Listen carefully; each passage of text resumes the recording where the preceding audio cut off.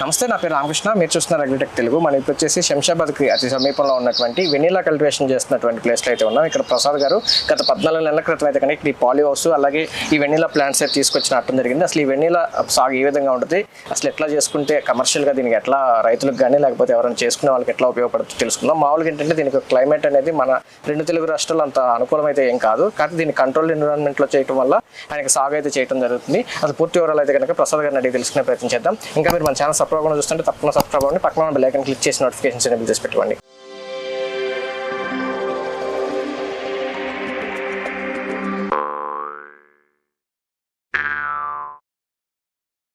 ఇప్పుడు మనతో ప్రసాద్ గారు ఉన్నారు. ఆయనతో మాట్లాడి ఈ వెనీలా కల్టివేషన్ గురించి అన్ని విషయాలు తెలుసుకున్నాం. సార్ నమస్తే. నమస్తే అండి. సార్, అసలు ఈ వెనీలా కల్టివేషన్ అసలు ఎందుకు చేయాలనుకున్నారు? మామూలుగా అయితే మన ప్రాంతంలో ఎవరు చేయట్లేదు కదా. ఇది ఇంతకుముందు కేరళలో మాత్రమే చేసేవాళ్ళండి. ఇప్పుడు ఏంటి అంటే ఒకటి దీనికి హై వాల్యూ ఉండడం వలన, తర్వాత రెండోది ఏంటి అంటే ఈ కమర్షియల్ కల్టివేషన్, తర్వాత ఈ కంట్రోల్డ్ ఎన్విరాన్మెంట్స్ అనేటువంటివి కూడా ఇప్పుడు ప్రాక్టీస్ అవుతున్నాయి కాబట్టి చేసే ఆలోచన చేయడానికి అవకాశం వచ్చింది. సో అందులో భాగంగానే ఇది కేరళ నుంచి తీసుకొని వచ్చి స్టార్ట్ చేయడం జరిగింది. మేము 1/2 ఎకరాలో ఏంటి అంటే పాలీ హౌస్ డెవలప్ చేసి దీనికి కంట్రోల్డ్ ఎన్విరాన్మెంట్ సెట్ చేసి దీంట్లో మేము 2000 ప్లాంట్స్ తీసుకొచ్చాము. మేము కేరళ నుంచి తీసుకొని వచ్చి ఇక్కడ మేము నాటి దాదాపు 14 months అయింది. ఇదేంటి అంటే ఇది పెరినియల్ క్రాప్. ఇది అంటే ఒకసారి నాటితే ఇది ప్రతి సంవత్సరం మన మామూలు ఈ కమర్షియల్ క్రాప్స్ ఏవైతే ఉంటాయో అట్లా ప్రతి సంవత్సరం తీయడము మళ్ళీ వేయడం అనేటువంటిది లేకుండా మనం ఒక్కసారి నాటాము అంటే ఇది 15-16 సంవత్సరాలు నడుస్తూ ఉంటుంది. ఈ లోపలే వీటి నుంచి వచ్చేటువంటి బ్రాంచెస్ మళ్ళీ మొక్కలుగా మారతాయి కాబట్టి అది కంటిన్యూ అవుతూనే ఉంటుంది. అంటే ఒక రకంగా చెప్పాలి అంటే ఇది ఫర్ ఎవర్ అన్నట్టుగా అనమాట. సార్, ఇప్పుడు ఇది కంట్రోల్డ్ ఎన్విరాన్మెంట్ అంటున్నారు కదా, అసలు ఎలాంటి క్లైమేట్ ఉండాలి దీనికి ఏంటి అంటే ఒకటే మనకి చాలా వరకు హైదరాబాదు తర్వాత కొన్ని తెలంగాణ ఆంధ్రాలో ఉన్నటువంటి క్లైమేట్స్ సూట్ అవుతాయి, కానీ సమ్మర్లో మాత్రమే మనకి ఇక్కడ టెంపరేచర్స్ 44-45 వరకు వెళ్తాయి. అవి నాట్ ఎట్ ఆల్ ప్రిఫరబుల్ కాదు. దీనికి వెనీలాకి వచ్చేసి హైయెస్ట్ టెంపరేచర్ 36-37-38 degrees దాటి వెళ్ళకూడదు. సో సమ్మర్లో మెయిన్గా మనం టెంపరేచర్ కంట్రోల్ చేయాల్సి ఉంటుంది. మిగతా టైంలో మనకేంటి అంటే టెంపరేచర్ వెనెవర్ అది ఒక 35-36 అలా వెళ్తే గనక మనం ఫ్యాన్ ప్యాడ్స్ యూజ్ చేసి కొంచెం టెంపరేచర్ ని కంట్రోల్ చేసుకోవాల్సి వస్తుంది. ఏమైనా 35 degrees వరకు మనం కట్ ఆఫ్ చేసుకుని మెయింటైన్ చేసుకుంటే బాగుంటుంది. తప్పకుండా దీన్ని సక్సెస్ఫుల్ గా చేయొచ్చు. మినిమం ఏమైనా ఉండాలి? మినిమం అనేది ఏమీ లేదు. మనకి ఇక్కడ హైదరాబాదు ఆంధ్ర వీటిలో వచ్చేటువంటి టెంపరేచర్స్ మినిమం లో మనకి సూట్ అవుతాయి. మనకి పీక్ వింటర్ లో కూడా ఇక్కడ 14-15-13 అంతకంటే తక్కువకి ఏం పోదు. ఇది పైగా దీనికి మినిమం టెంపరేచర్ అనేది ఏం లేదు. ఇది సస్టైన్ అవుతుంది ఎంత మినిమం టెంపరేచర్ లో అయినా సరే. సార్, అసలు ఈ వెనీలా కల్టివేషన్ చేయడం వల్ల రైతుకు వచ్చే బెనిఫిట్ అంటే యూజెస్ ఏంటి? బయట మార్కెట్ ఎట్లా? మార్కెటింగ్ అనేటువంటిది దీనికి డిమాండ్ చాలా ఎక్కువ. తర్వాత ఏంటి అంటే దీన్ని కొనేటువంటి వాళ్ళు ఒకటేమో ఏజెంట్స్ నెట్వర్క్ ఉంది కొనడానికి, రెండోది మనం ఆన్లైన్ లో పోస్ట్ చేస్తే ఇది ఇంతకుముందు చెప్పినట్టుగా 90% వరకు ఇంపోర్ట్సే ఉన్నాయి కాబట్టి ఒకటి మనం కంపెనీస్ కి డైరెక్ట్ గా సప్లై చేయొచ్చు. బీన్స్ నే ఇదేంటి అంటే ఇది బీన్స్ ఫామ్ లో వస్తుంది అనమాట. ఇది చిక్కుడుకాయ లాగానే ఉంటుంది. మనం బీన్స్ గాను అమ్మచ్చు, లేదు అంటే పౌడర్ చేసి గ్రైండింగ్ చేయించి మనం ప్యాకెడ్ ఫామ్ లో కూడా అమ్మచ్చు. దీనికి వచ్చేసి మనం బీన్స్ ఫామ్ లో అమ్మితే గనక డ్రై ఫామ్ లో మనం బీన్స్ కనుక అమ్మితే మినిమం గా 10,000-12,000 ఎక్స్పెక్ట్ చేయొచ్చు కేజీకి వచ్చేసి డ్రై అయినటువంటి. పచ్చిగా అమ్మితే కనుక 3,000-4,000 కేజీ. పచ్చిదాన్ని డ్రై చేస్తే ఎంత వస్తుంది ఒక కేజీ? మనం 1 kg పచ్చిది కనుక డ్రై చేస్తే 25% అంటే 250 grams వరకు మనకి డ్రై ఈల్డ్ వచ్చేందుకు అవకాశం ఉంటుంది. తర్వాత ఒక ప్లాంట్ నుంచి వచ్చేసి 1 సంవత్సరం ఫస్ట్ 1 year తర్వాత స్టార్ట్ అవుతుంది. ఇది 12 months తర్వాత ఫస్ట్ ఇయర్ లో 1 kg వరకు వెట్ ఈల్డ్, ఒక ప్లాంట్ నుంచి 1 kg వరకు వెట్ ఈల్డ్ అంటే 250 grams డ్రై ఈల్డ్. మేము ఇది 1/2 ఎకరాలో పెట్టాం కాబట్టి ఇది మాకు ఇప్పుడు 2nd year కాబట్టి ఈ సంవత్సరంలో మేమేంటి అంటే మొక్కకి కిలో చొప్పున 2000 ప్లాంట్స్ కి 2000 kgs వెట్ ఈల్డ్, 500 kgs వరకు డ్రై ఈల్డ్ వచ్చేందుకు అవకాశం ఉందన్నమాట. ఇది సార్, మొత్తం అయితే మీరు పాలీ హౌస్ అయితే వేసుకున్నారు కదా, అసలు ముందు ఇది చేసుకోవాలంటే ఎంత విస్తీర్ణంలో ఇది మొదలెట్టారు? పాలీ హౌస్ ఎట్లా చేసుకున్నారు కొంచెం వివరంగా చెప్పండి. ఇది 1/2 ఎకరాలో మేము ట్రయల్ గా స్టార్ట్ చేసామండి. ఫర్దర్ గా ఎక్స్టెండ్ చేసుకున్నట్టుగా ఇది ట్రయల్ కూడా కాదు, ఇది కమర్షియల్ స్కేల్ అనే అనుకోవాలి. ఇది కమర్షియల్ గానే చేసేటువంటి క్రాప్. ఇది మామూలు రైతుకి తర్వాత చిన్న ఇన్వెస్ట్మెంట్ తో ఓపెన్ లో చేయగలిగేది కాదు. కంట్రోల్డ్ వెదర్ లోనే చేయాలి. తర్వాత ఇన్వెస్ట్మెంట్ ఎక్కువగా ఉంటుంది, రిటర్న్స్ కూడా దానికి తగ్గట్టుగానే ఉంటాయి. ఇది ఫస్ట్ సంవత్సరం మొదటి సంవత్సరం 1 kg దగ్గర స్టార్ట్ అయ్యి వెట్ ఈల్డ్ అనేది 3-4 years అయ్యేటప్పటికి పర్ ప్లాంట్ వచ్చేసి 5 kgs వరకు వెళ్తుంది, 5-6 kgs వరకు కూడా వెళ్తుంది. మామూలుగా ఉన్నటువంటి లెక్కల ప్రకారం అయితే ఒక మొక్క నుంచి వెట్టి ఈల్డ్ 6 కిలోల వరకు వస్తుంది. 6 కిలోలు వెట్టి ఈల్డ్ అంటే 1.5 kgs డ్రై ఈల్డ్ ఒక మొక్కకి. మేము 1/2 ఎకరాలో పెట్టాం కాబట్టి దీన్ని ఒక 3 సంవత్సరాల తర్వాత ఇది డ్రై ఈల్డ్ గానే 1.5 kg పర్ ప్లాంట్, అంటే 2000 ప్లాంట్స్ కి మాకు 3000 kgs వరకు వచ్చేట్టుగా వీలుంటుంది. ఇక కేజీ వచ్చేసి నేను ఇంత ముందే చెప్పినట్టుగా రేట్లు దాన్ని బట్టి ఎలక్ట్ చేసుకోవచ్చు. 1/2 ఎకరంలో 2000 పెట్టారు.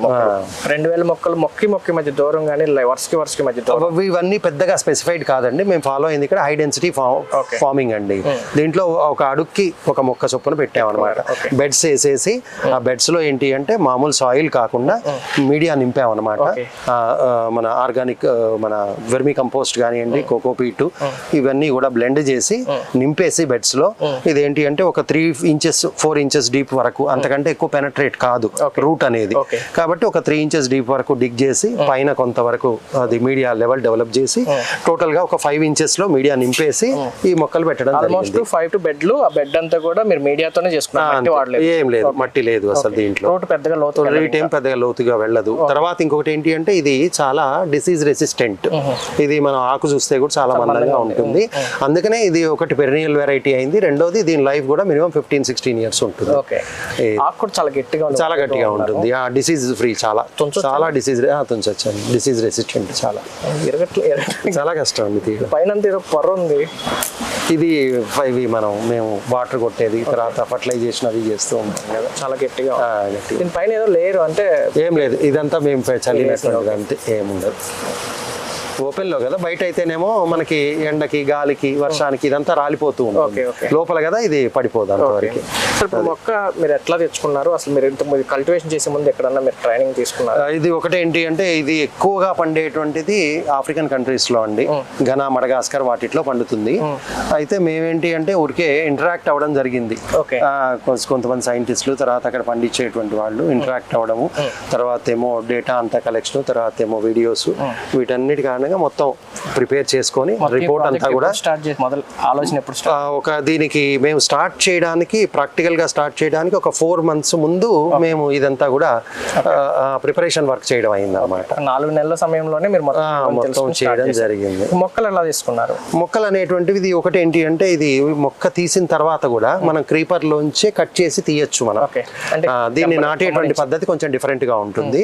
మనం ఒక 3 అడుగులు 4 అడుగుల మొక్క గనక తీసుకొస్తే ఇదేంటి అంటే మొక్క అనేటువంటిది ఇది 10 రోజుల వరకు చనిపోదు.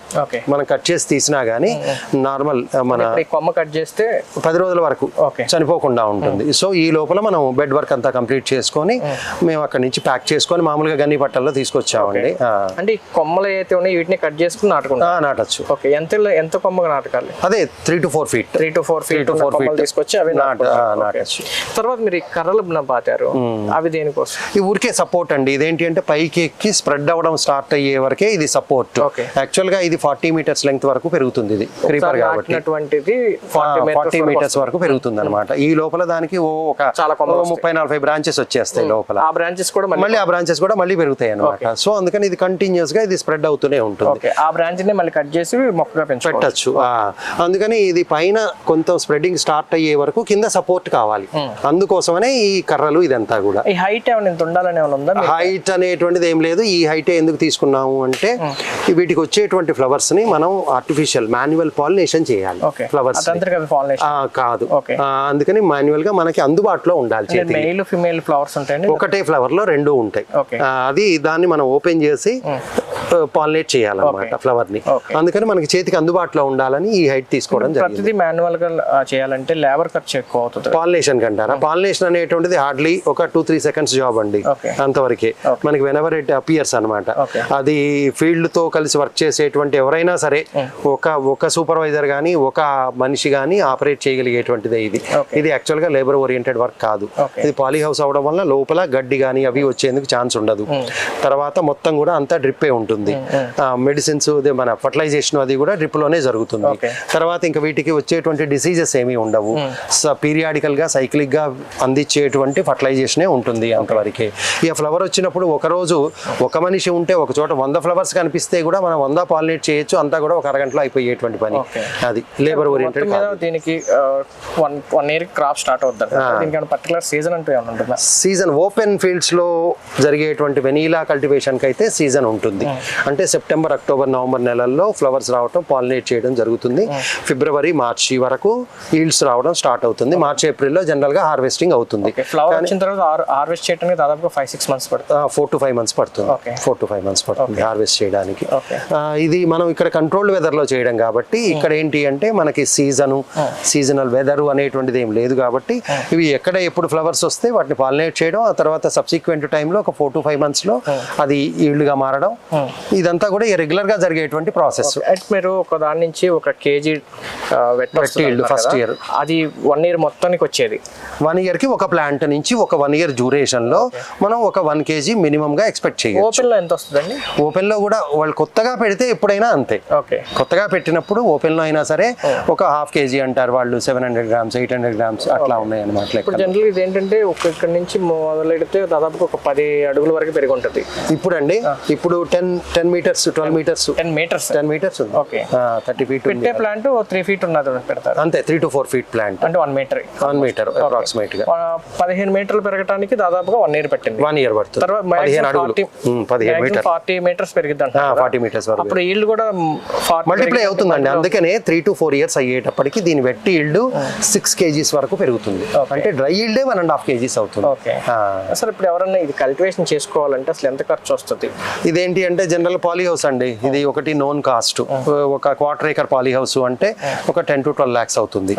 తర్వాత పైన షీటు ఇదంతా కూడా ఈ స్ట్రక్చర్ మొత్తం, తర్వాత ఏమో షీటు లోపల ఇవంతా కూడా మొత్తం కలుపుకుంటే పాలీ హౌస్ 10 to 12 lakhs అండి. లేబర్ ఖర్చు మొత్తం కలిపి. ఇది కాకుండా మనకు ఉన్నటువంటిది ఏంటి అంటే ప్లాంట్స్ వచ్చేసి ఒక్కొక్కటి సుమారుగా మనకి ఒక 200 rupees వరకు అవుతాయి అన్నమాట ఒక్కొక్క ప్లాంట్. మనం ఏంటి అంటే ఇది 2000 ప్లాంట్స్ పెట్టామా, మనం 1500 3000 అనే దాన్ని బట్టి దాని కాస్ట్. తర్వాత ఫ్యాన్ ప్యాడ్ సిస్టమ్ ఉండాలి. ఫ్యాన్ ప్యాడ్ కంట్రోల్డ్ ఎన్విరాన్మెంట్ కోసం. ఇది వచ్చేసి 1/4 acre కి సుమారుగా ఇది ఒక 5 to 6 lakhs అవుతుంది ఫ్యాన్ ప్యాడ్ సిస్టమ్. అది కంట్రోల్డ్ వెదర్ కోసం అని. అది కాకుండా మీడియా అనేటువంటిది అప్రాక్సిమేట్ గా కేజీకి 7 to 8 rupees అవుతుంది. మనకు దీంట్లో మేము వాడినటువంటిది సుమారుగా 100 tons వాడాం. అంటే 7 to 8 lakhs మీడియా అవుతుంది. ఒక 12 lakhs poly house, 7 to 8 lakhs media 20 lakhs, plus ఒక 6 to 7 lakhs fan pad system అంటే అక్కడికి 26, ప్లస్ ప్లాంట్స్ వచ్చేసి ఒక 4 to 5 lakhs అంటే ఒక 31 lakhs. ఆ తర్వాత మనం పెట్టుకునేటువంటి డ్రిప్ సిస్టమ్, తర్వాత ఆర్ఓ వాటరే వాడాలి. ఆర్ఓ ప్లాంట్ ఒక మంచి నీళ్ళు అయితే గనక టీడీఎస్ గనక less than 200 less than 300 ఉంటే గనక డైరెక్ట్ గా వాడచ్చు. లేదు అంటే ఆర్ఓ వాటరే ప్రిఫరబుల్. తర్వాత ఈ డ్రిప్ సిస్టమ్ పెట్టుకోవాలి, ఫాగర్స్ ఉండాలి. ఇవన్నీ కలుపుకుంటే మళ్ళీ ఇంకొక 4-5 lakhs అవుతాయి. సో టోటల్ గా వచ్చేసి ఇది మన ఫస్ట్ ఇయర్ కర్రలు గానీ 1 year మెయింటెనెన్స్ ఓవరాల్ గా మీకు ఎంత ఉంటుంది? ఒక సుమారుగా 60 to 70 lakhs అవుతుంది. 60-70 lakhs పావు ఎకరాకి. అయితే ఇది మనకి ఫస్ట్ ఇయర్ లోనే, అంటే first first 1 year cultivation period కాదు, సబ్సిక్వెంట్ ఇయర్. ఆ ఇయర్ లోనే మనకి ఇది రికవర్ అయిపోతుంది. నెక్స్ట్ 2 years అయ్యేటప్పటికి మొత్తం రికవర్ అయిపోతుంది. ఆ తర్వాత ఇది ఇందులో ఉన్నటువంటి ఇంకో అడ్వాంటేజ్ ఏంటి అంటే 2 years తర్వాత ఇందులో వచ్చేటువంటి మనం కొత్తగా వచ్చేటువంటి ఎవరైనా సరే కల్టివేషన్ దీంట్లోకి వస్తూ ఉంటే వాళ్ళకి మనం ఇందులోంచి మొక్కలు కూడా కట్ చేసి కూడా అమ్మచ్చు. అది ఇంకో యాడెడ్ రెవెన్యూ అన్నమాట. ఇది ఓన్లీ కల్టివేషన్ మీద అయినా సరే ఇప్పుడు మీరు ఫస్ట్ 1 year నుంచి మాత్రం 70 lakhs దాకా ఇన్కమ్ వస్తుంది. నెక్స్ట్ ఇయర్ నుంచి వచ్చేసి ఒక 20 lakhs ఖర్చు పడి 50 lakhs అయితే 10 lakhs అవుతుందండి. ఆ తర్వాత సబ్సిక్వెంట్ ఇయర్ నుంచి ఒక పర్సనే చాలు, సూపర్వైజర్ కమ్ వర్కర్ లైక్ అన్నమాట. ఒక పర్సన్, తర్వాత ఎలక్ట్రిసిటీ బిల్లు, తర్వాత ఫర్టిలైజేషన్, తర్వాత RO plant maintenance, minimum maintenance, ఇవన్నీ కలుపుకుంటే కనుక ఒక 10 lakhs వరకు ఎక్స్పెండిచర్ వస్తుంది. కానీ సెకండ్ ఇయర్ నుంచి అది మల్టిప్లై అవుతూ పోతుంది.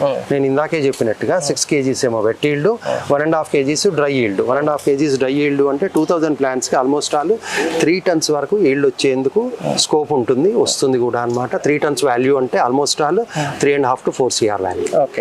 ఈవెన్ తక్కువ వేసుకున్న 2 సంవత్సరాల నుంచి తర్వాత నుంచి 50 lakhs నుంచి ₹1 కోటి అయితే రావచ్చు, వస్తుంది. ఈవెన్ రేపు మార్కెట్ లో డిమాండ్ ఉన్నా లేకపోయినా ఏమైనా ఇది డిమాండ్ డిమాండ్ ప్రైస్ డ్రాప్ అయ్యేందుకు ఛాన్స్ లేదండి. కరోనా టైంలో కేజీ వచ్చేసి 35,000 వరకు వెళ్ళింది వెనీలా.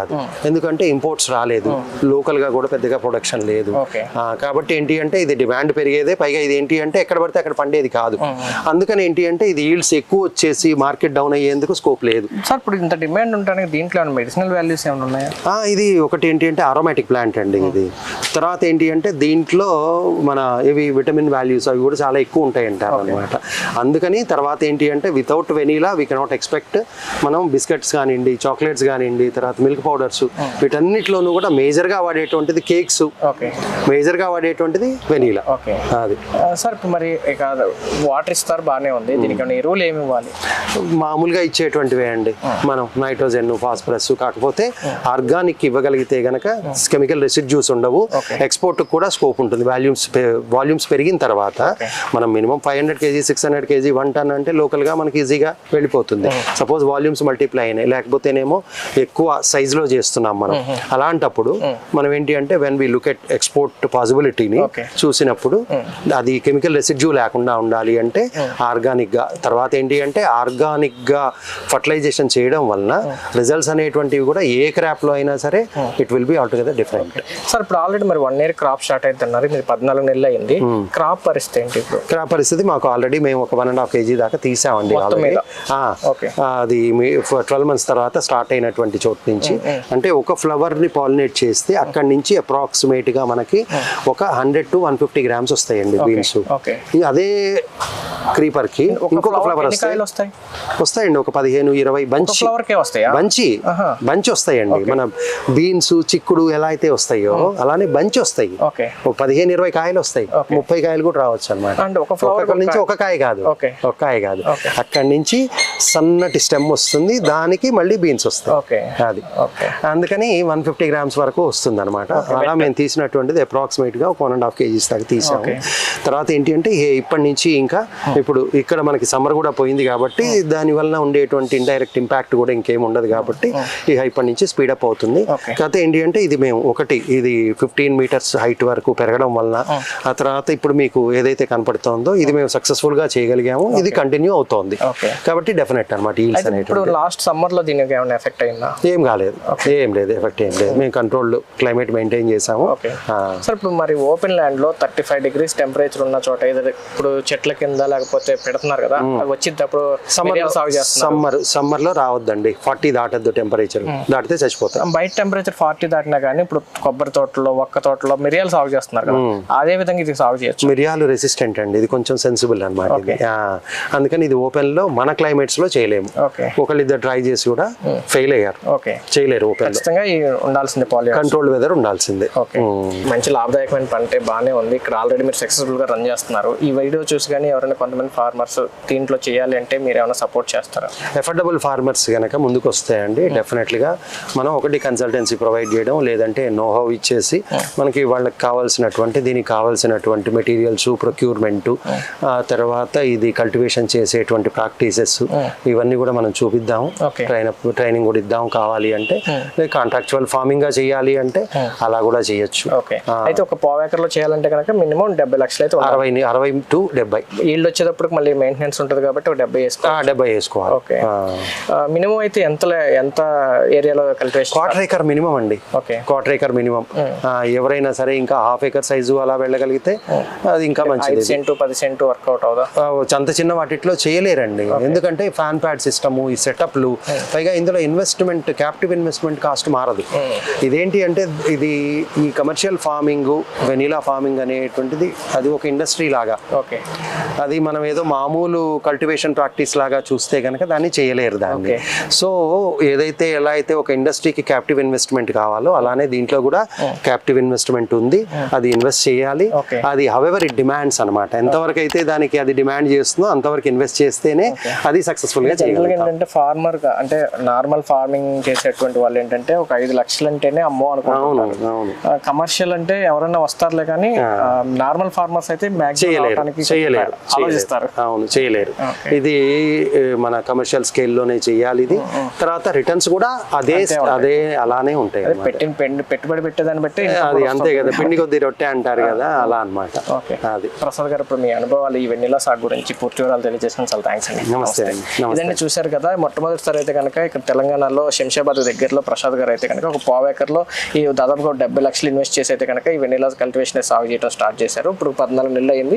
ఈల్డ్ కూడా మెల్లిగా స్టార్ట్ అయింది. అంటే ఇప్పుడు అయిపోయింది సమ్మర్ కాబట్టి కొంచెం ఈల్డ్ తక్కువ ఉన్నా ఇక మొత్తం ఇప్పుడు క్లైమేట్ అనేది అనుకూలంగా ఉంటుంది కాబట్టి ఇక ఈల్డ్ అనేది బాగా వస్తుందని చెప్పేసి ప్రసాద్ గారు ఎక్స్పెక్ట్ చేస్తున్నారు. ఒక్కొక్క మొక్క నుంచి కనీసం తక్కువ 10 నుంచి 12,000 రూపాయల వరకు అయితే కనుక ఇన్కమ్ గెయిన్ చేయడానికి అవకాశం ఉందని చెప్పి చెప్తున్నారు. ఎవరైనా ఇంట్రెస్ట్ ఉండి ఒక పావు ఎకర్లో మీరు ఇన్వెస్ట్ చేసి పెట్టుకోగలిగితే కనుక ప్రసాద్ గారి నెంబర్ మీకు స్క్రీన్ మీద డిస్ప్లే చేస్తాను. ఆ నెంబర్కి కాంటాక్ట్ చేసి ఈ ఫామ్ని విజిట్ చేయడం కానీ ఆయన సలహాలు సూచనలు కానీ తీసుకోవచ్చు. వీడియో నచ్చినట్టు లైక్ చేయండి, షేర్ చేయండి. Thank you.